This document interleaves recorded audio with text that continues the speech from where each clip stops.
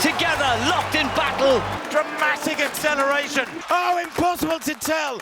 Can you believe it? Goodness me, what a last lap.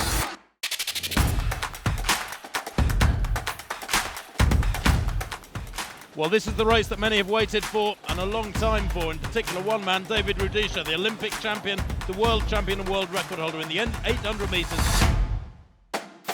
Mohamed Aman, sixth in the Olympic Games. He beat Rudisha last year in Milan, right at the end of the season. Rudisha is hungry. So where they go? Now Tanguy on the outside has gone off very slowly. Is he actually going to help his compatriot? Now he gets into his running. Top of picture there in the orange. Rudisha is looking for a time here of under 50 seconds. Solomon in the red coming through as well there in that fifth place. 49.59 for Tanguy. Rudisha was probably on around 49.9. Tanguy is out. Rudisha round the bend with what? About a 5-metre lead over Aman. 300 metres to run, and Rudisha still working hard now. Aman beginning to close on him. That's not a dominant gap, I can tell you. And the diamond race is wide open here if Rudisha doesn't win this one. He's got some hard running to do. He's fresh. The Games race, his title was exactly 3 weeks ago tonight, but Aman is threatening him. The 18-year-old who defeated him last year and spoiled his season is turning this one into a race. What a turn-up this is! And Aman is past him, and he's going to beat him. Oh my word, the biggest surprise of the night, and Aman does it again. Can you believe it? Rudisha in second, coming through to third place there was Kazencha. But that is a stunning shot for everybody here in the arena, and all follows of middle distance running after the supreme run of David Rudisha in London. But David Rudisha there, defeated by Aman, and the irony upon irony, new national record for Mohamed Aman there. It's the time 1:42.53. It is a big personal best.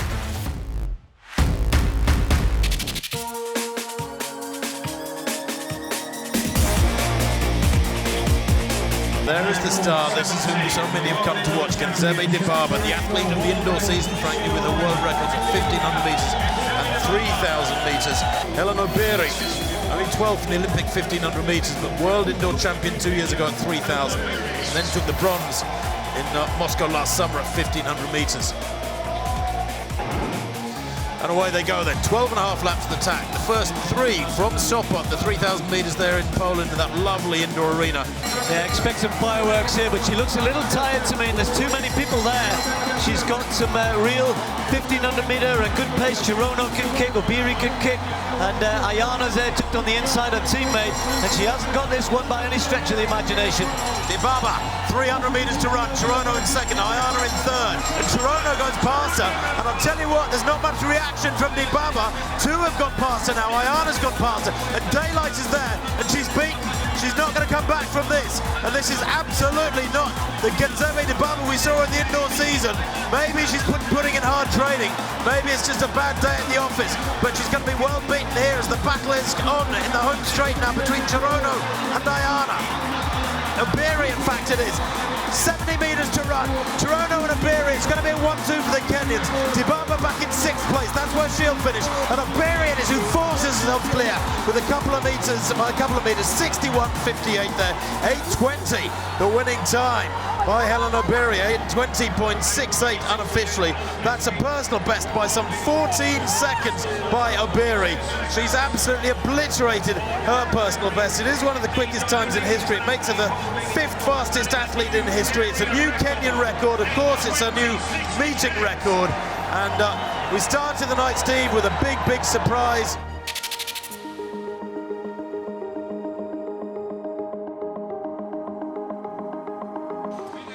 Nigel Amos, the silver medalist from those Olympic Games, like David Rudisha, out most of last year with injury, quadricep problem for him, but has been in superb form. Mohamed Aman of Ethiopia, still just 20 years of age. Ferguson Chariot shares a lane with Pierre-Ambroise Boss, and the Frenchman, 22. So much young talent in this field. So Rudisha, the Olympic champion, the world record holder, ran 1:43.34 in Glasgow and looked, I think, almost back to his best. Just a little tired maybe the last 100 metres. He was in great form for the first 700. Well, I was chatting to Rudisha yesterday and he said how much confidence Glasgow had given him, and everything's starting to settle down for him in training now. Of course, he'll be heading off to the Commonwealth Games where he hopes to go and win the gold medal, and he will be taking on Amos then. Amos in the red could be the big dangers.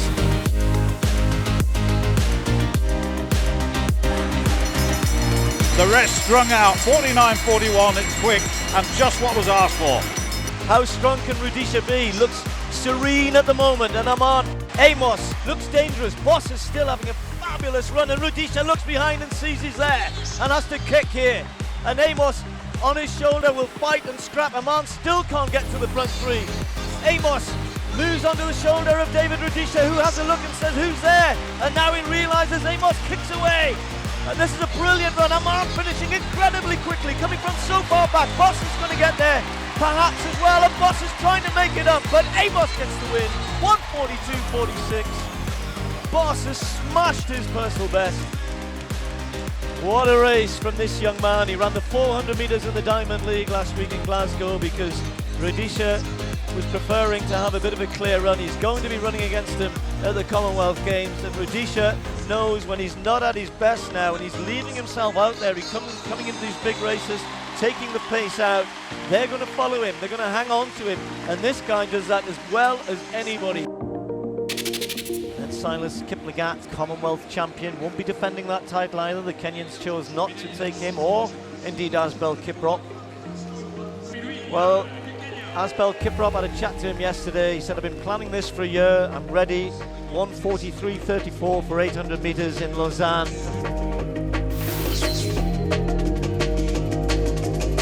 Let's see, the men's 1500 metres. So this crowd will have a role to play as well here. They've really got to try and get behind them. They're a little bit quiet at the moment, and I'm not sure if they know the significance of what's being attempted here.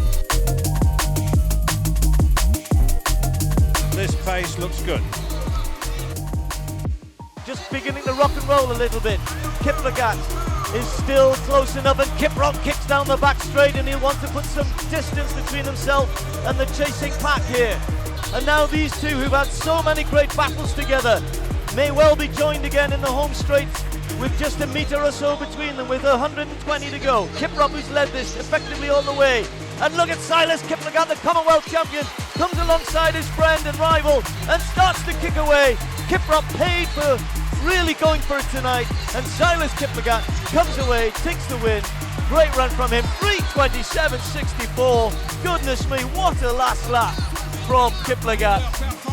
And his last 200 metres of that sort of pace was absolutely stunning. And Kiprop, despite the fact that it wasn't what he wanted and certainly didn't want to get beat by this man, he knew that the risk was he would lead the others to a quick time. So Kiplagat, with a Diamond League record, quicker than we had last year here in Monaco. Kiplagat is the man who takes all of the plaudits. What a race from him.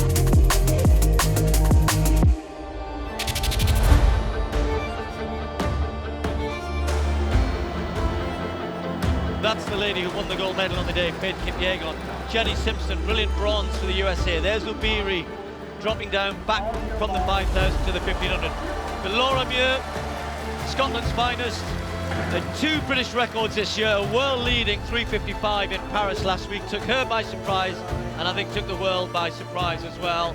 And then lots of familiar 1,500 metre names here. 4 Ethiopians in there, Laura Wakeman, also Great Britain, Chiotska of Poland.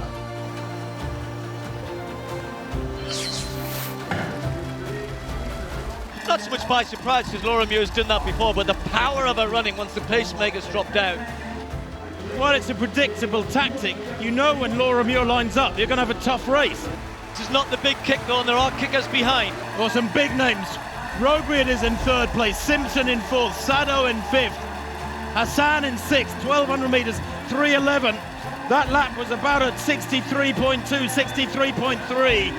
But I wonder if Laura Muir almost wanted this to happen, Steve. She's not the pacemaker, the target now. She's got somebody to follow.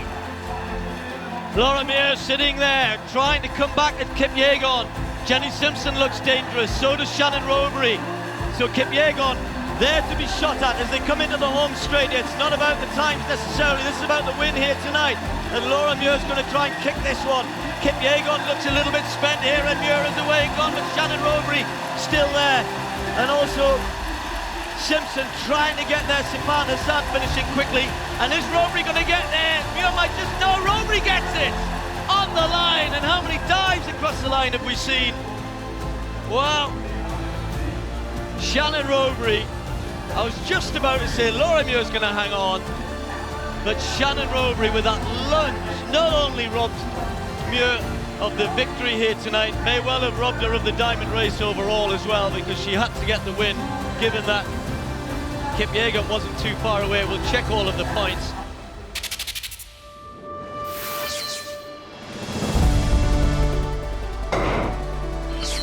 Now here he is at the other end of his career, choosing one of the great stadiums to compete in, one of the great crowds to compete in front of, a very knowledgeable crowd who'll be, I'm sure, very appreciative. And now it's the current world champion at 5,000 metres against the 10,000 metre world champion, and all of the other global gold medals that he has being laid out here for the others to try and take away a last bit of glory. But Farah striking for home. He's going to have to keep this going right to the line. It's going to be tight again. Can Farah get there? Yes, he does. They throw themselves at his feet, figuratively and literally. Farah gets to the line first. The cheer goes up. What a way to end. Maybe his closest victory of all of his great victories. Edris throwing himself at the line. Wasn't to be for him tonight. Goodness me, that was close.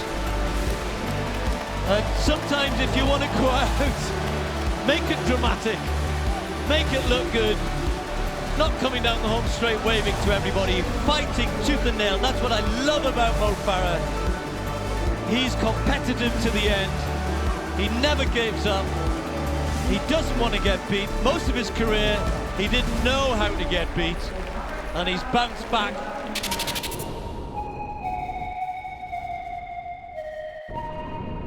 Women's 1,500 metres. Kipyegon back to her best, but Hassan, world record in 10,000 metres.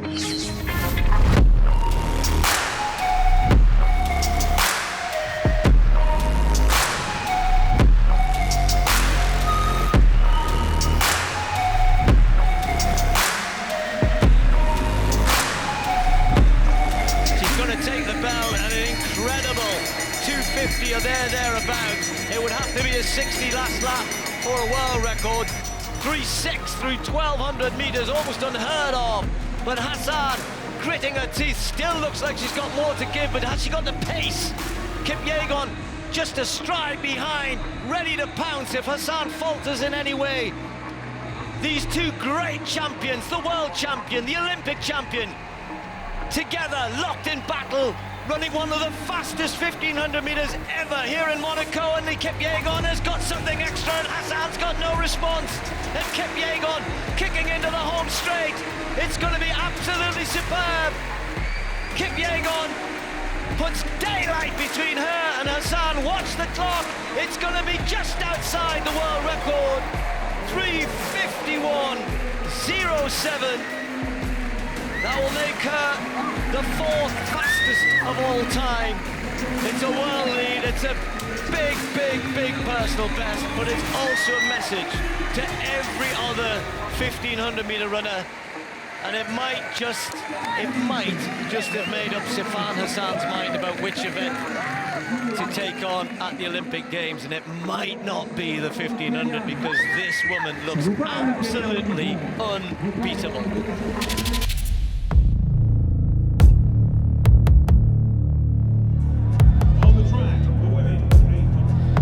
That going on the back straight, but the athletes are out now for the women's 800 metres.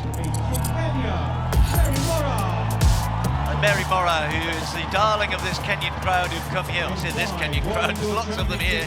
Gemma Riki, fourth in the Olympic Games, silver in front of her home crowd in Glasgow at the World Indoors in March. And inside her.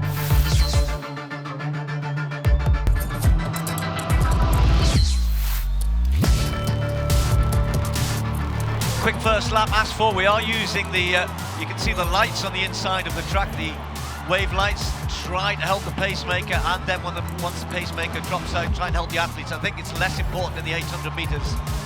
Gemma Riki well to the fall.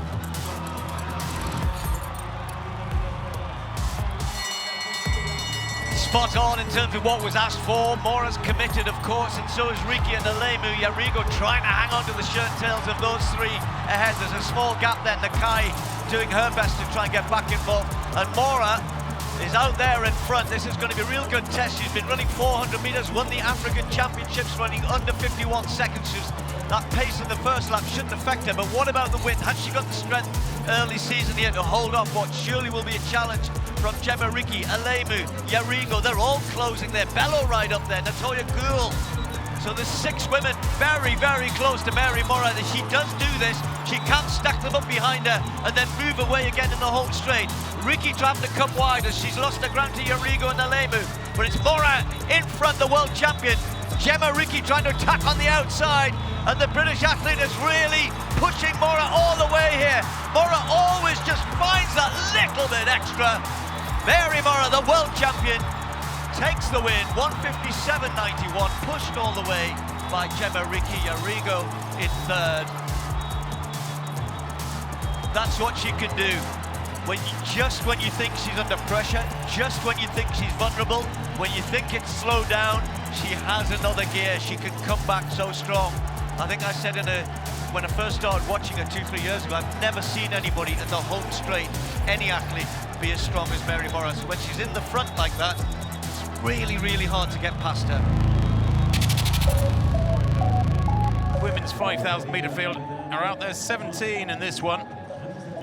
Taye, 5th in the Tokyo 5,000 metres back in 2021. She was 3rd in the 10,000 metres last year. She's very strong and she's fast, 14:12. She has run. Taye makes her the 8th fastest in history, over 12.5 flats. And Alemashete, the world #1 this year. Chebet, well, Beatrice Chebet, silver medalist over 5,000 metres a couple of years ago. So, Chep Kwemoy is a late replacement as a pacemaker. It was supposed to have been Christine and Njoki.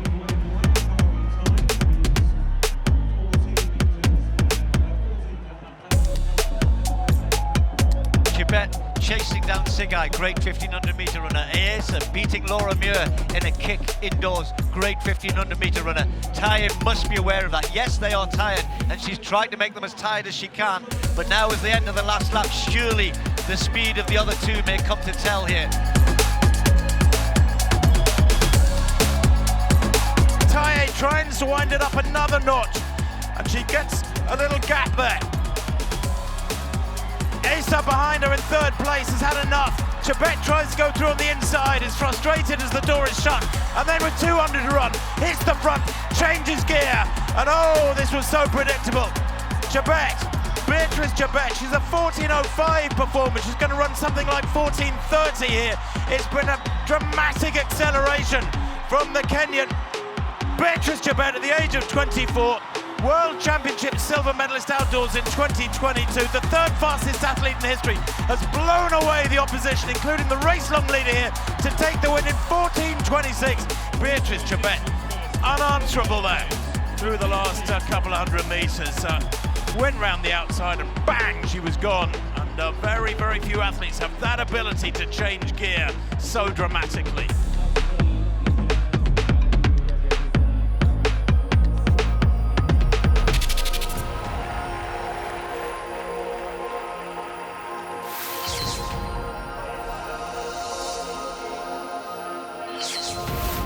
Over to the track then for the Bowerman Mile, and what a race this will be. The Americans so love. They've let these two get away, and they're too good to give them 10 metres start with only 600 to go. They are closing. Habs might struggle in the home straight, but Nagus looks good. He looks strong. Nagusin is by 5 metres from Habs, although he's still got a target as the Frenchman into the straight. Laros kicking hard.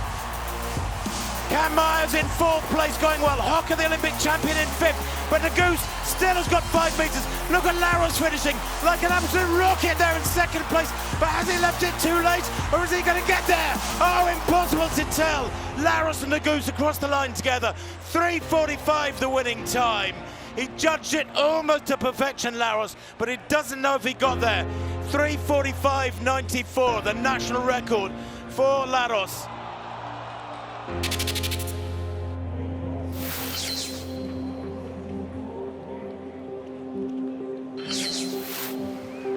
Wonderful 2025, unfortunately a hiccup when it counted. Guy Learmonth doing exactly what he was asked for here, that 49.2. Wanyonyi has got a lot of pressure on his shoulders. Marco Arop in the lead at the moment. He's yet to have won a Diamond League this year, but Marco Arop is going to battle with Max Bergen down the home straight here. Bergen went out aggressively and has ran very patiently here, but Josh Hoey, off the disappointment of not making the US team, has bided his time. He streaks away in the final 20 metres, 1:42.82 from Josh Hoey. What a calm race from him. He was in 3rd for so long. He tried to fight off Arop with 200 metres to go. Gave in, let the Canadian go past him.